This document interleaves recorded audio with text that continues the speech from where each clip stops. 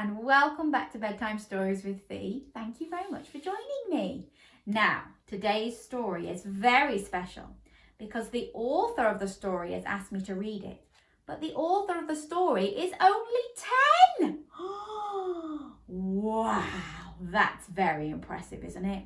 I wonder if any of you have written your own books.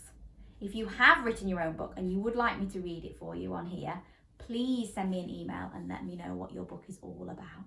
Is that okay? Now, today's author is Katja, and she's written a story called Who Will Stand In for Mr. Cat? Shall we find out what it's all about?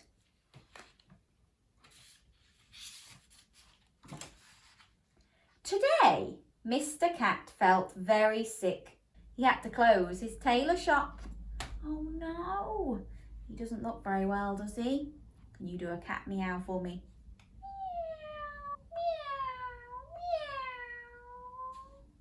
But poor Mr. Cat is poorly.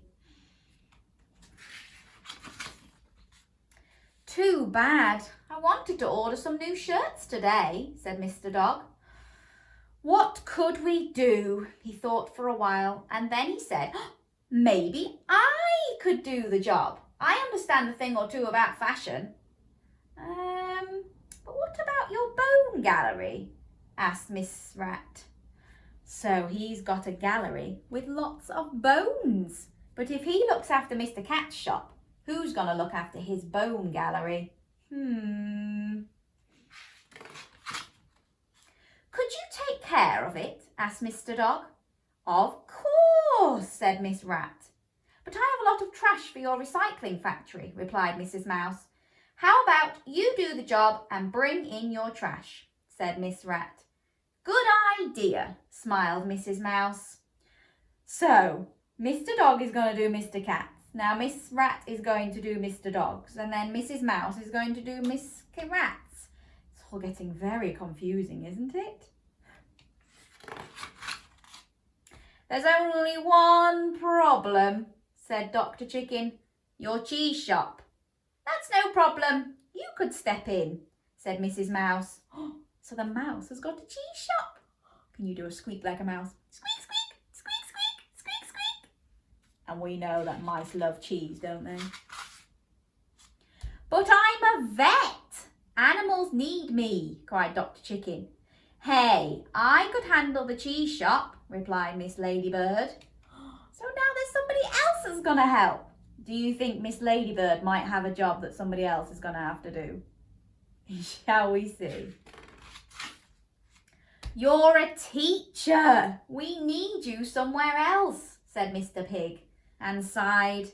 Oh, all right, I'll do the job. So she can't do the cheese shop because she's supposed to be teaching all the children. So Mr. Pig is going to do it. Can you do a pig noise?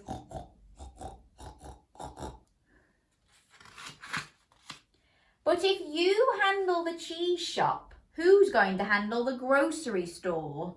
If there's only cheese to buy, my family will be hungry all day because we are vegans, explained the hare.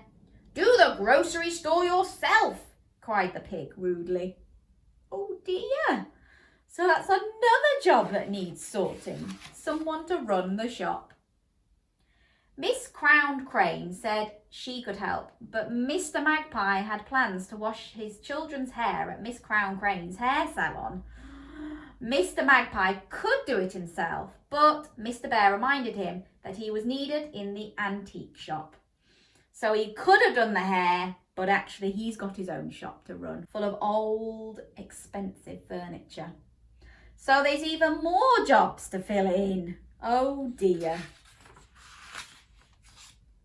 And Mr. Bear couldn't help because he had a bakery where everyone wanted to go.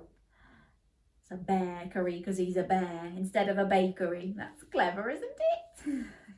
I wonder what you would choose from the bakery. Is there a favourite cake of yours? Or maybe a favourite sandwich? Or something else that you might like? Oh, good choice. Pretend you've got whatever it is that you've chosen in your hand. Maybe it's a gingerbread man. Or a cupcake. Or a donut.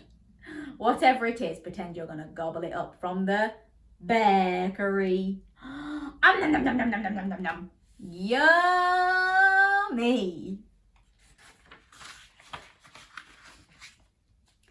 Then the owl said, everyone has a job here and should not give it up.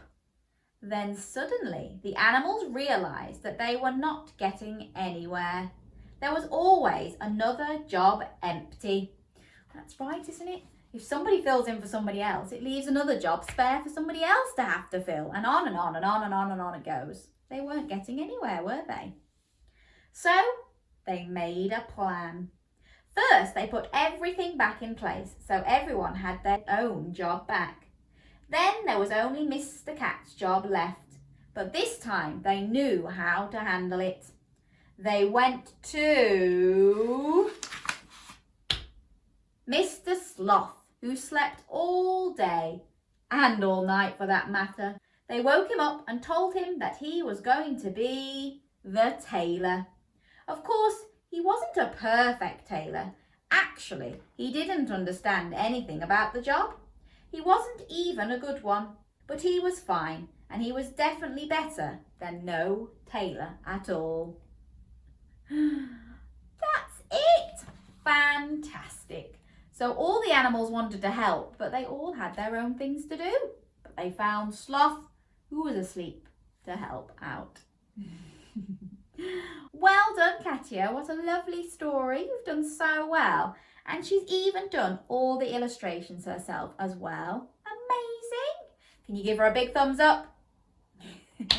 Well done. And thank you again for asking me to read it for everybody. Anybody else who's got a story, please get in touch and I will try and get it read on my channel too. Hope you've enjoyed that one and I will see you again soon. Bye.